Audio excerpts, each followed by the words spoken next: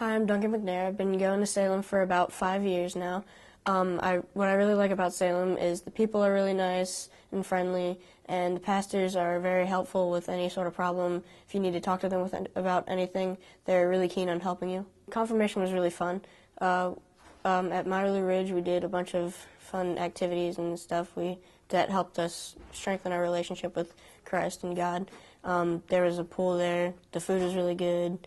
They have a lot of very good activities to help you strengthen your relationship with Christ. There were various movies and skits that we did that like acting out Bible stories and stuff like that. There were lots of trails and stuff through the mountains and stuff. And one thing that was very huge on their agenda was this place called Shock Rock, which was just up in the mountains. There's like a cliff sort of thing, and we would hike there a bunch of times. And basically why they called it Shock Rock was because if you dangled your feet off the edge, you could touch someone and shock them because there were various power lines going through that area. Confirmation is basically becoming an adult in the church. And, well, confirmation here it's fairly easy. They don't ask you to do too much. You basically you start off and you go to confirmation class every Sunday morning at about 9:30, and you go upstairs, and it's kind of like a Sunday school class, except for it's more mature. And then basically, after confirmation, you can basically take wine. You're an adult in the church. You can be in the adult choir or anything like that. But the process in between, you go to Marley Ridge twice in your confirmation time. You can go more times, but not for the same exact camp because you're not in confirmation anymore. But basically, they ask you to do sermon notes. They have this clipboard binder kind of thing where it has all these papers in there that they've pre-printed with questions on them about the service.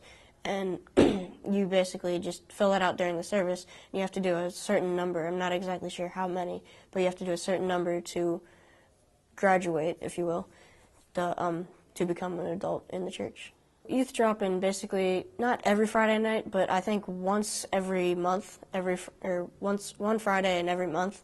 You basically come here. We're back in Reformation Hall, and or sometimes we go downstairs to the youth room. But it's a fun thing.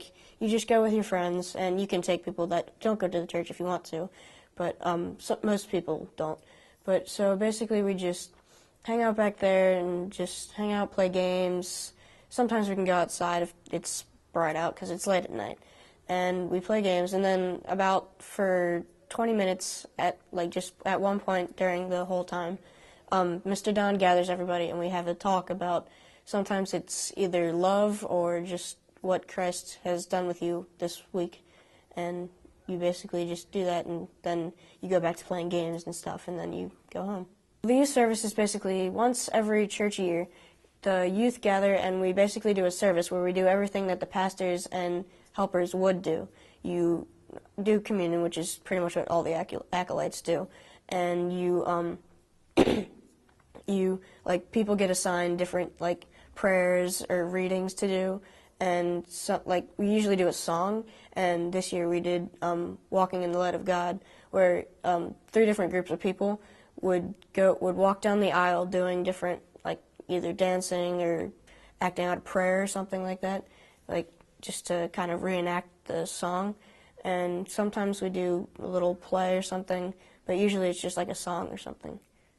There are first and second acolytes. Second acolytes, most people I've talked to prefer doing second acolyte because it's easier. You basically sit with your family the whole service, and then during communion, you go up and you collect the cups afterwards. And first acolyte, you actually get robed up in the back, and then you come in with the lighter, and you light the candles, and then you have to, there's a little switch here, you push it down and then back up for the wick to go down and up to choke out the fire. And then